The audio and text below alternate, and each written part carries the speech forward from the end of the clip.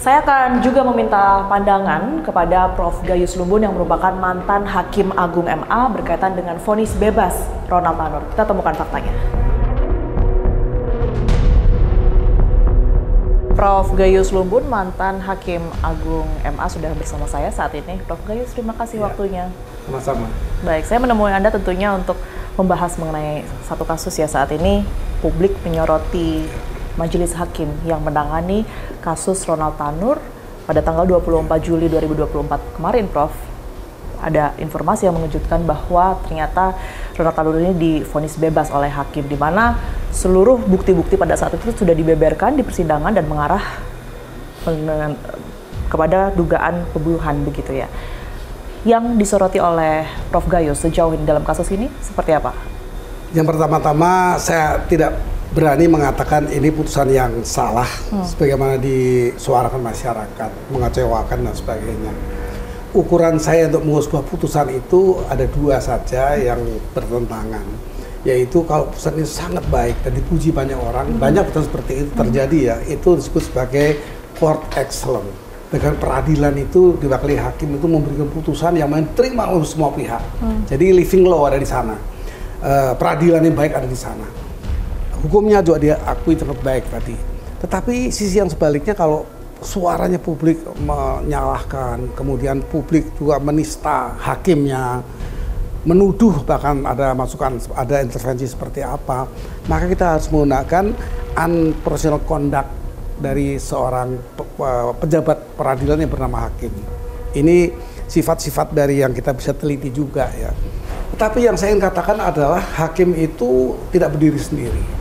Hakim itu bersifat pasif yang nantinya aktif ketika memeriksa. Kepasifannya adalah dia menerima, dia tidak kerja bola, dia menunggu bola, yaitu lontaran dari JPU untuk dijadikan satu proses yang memberi keadilan. Nah, kalau kita menyingkat cerita, ini akan menjadi sebuah putusan setelah melalui tuntutan. Kalau tuntutan ini pada akhirnya mengerucut pada putusan atau vonis hakim yang membatalkan semua dakwaan dan tuntutan. Dengan kata lain, ini satu peristiwa hukum yang memang bagi saya ya sangat perlu diperhatikan. Apa artinya ini? Karena telah meninggal seseorang telah meninggal akibat dari peristiwa ini. Jadi kalau kita bicara persiapan pidana itu mempunyai 3 tahapan untuk petunjuk, membuat kita hakim juga melihat bahwa apa yang telah terjadi. Ini artinya bahwa memang betul jatuh mendakwa, tapi tuntutannya bukan pidana, karena ini betul yang bersangkutan terkait, tapi bukan kejahatan pidana itu dilepaskan juga, tapi bukan dibebaskan. Kalau dibebaskan berarti seluruh dakwaan dan putusan itu tidak diterima oleh hakim. Seluruh dari awal dakwaan pun tidak diperhatikan dan tidak diambil sikap oleh hakim dalam bentuk hukuman. Maka ini menjadi peristiwa yang akan menjadi keramaian di publik. Orangnya meninggal, dakwanya tadi tidak, ya, kemudian dibebaskan. Saya boleh mengatakan fresh track itu bebas murni. Nah, artinya apa? Bagaimana kualitas hakim tadi tidak sendiri. Hakim itu terpaku dengan dakwaan yang 3 pasal tadi, 338, 351 dan 359 kelalaian.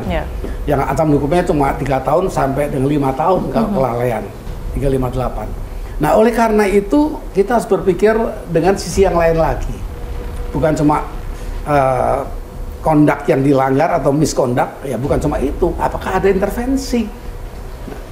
Banyak suara menyebut tentu ini ada intervensi, itu bisa saja itu tuduhan atau dakwaan yang tidak berdasar karena belum ada yang terungkap, kecuali nyata-nyata ada intervensi berbagai ya, intervensi politik, intervensi uang, kemudian janji dan sebagainya. Itu intervensi yang memang menjadi perubahan.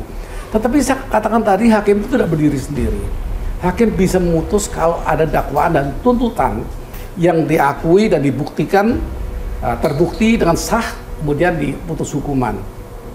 Artinya apa? Ada pihak-pihak lain yang terkait, yang tidak bisa dipengaruhi oleh hakim. Hakim tidak bisa membujuk atau memperingatkan kepada JPU bahwa pasal ini tidak sesuai. Nah, itu kemandirian JPU, tidak boleh intervensi. Yang bisa mungkin atasannya kalau JPU.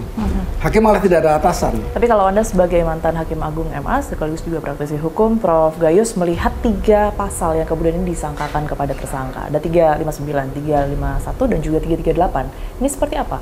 Hakim ini harus menjadi orang yang bisa menggali nilai-nilai di masyarakat.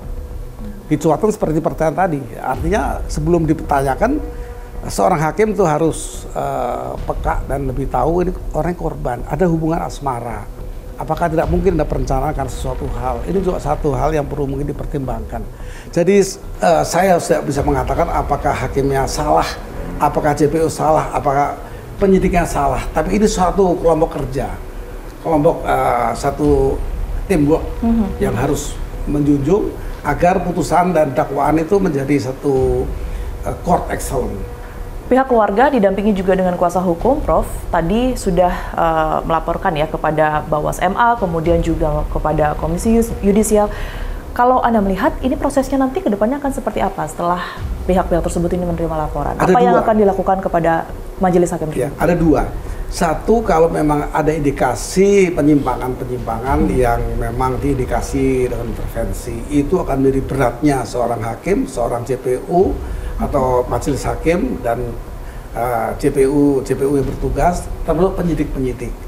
Sanksi atau hukuman terberat yang akan dijatuhkan kepada ketiganya kalau Sangat memang memungkinkan.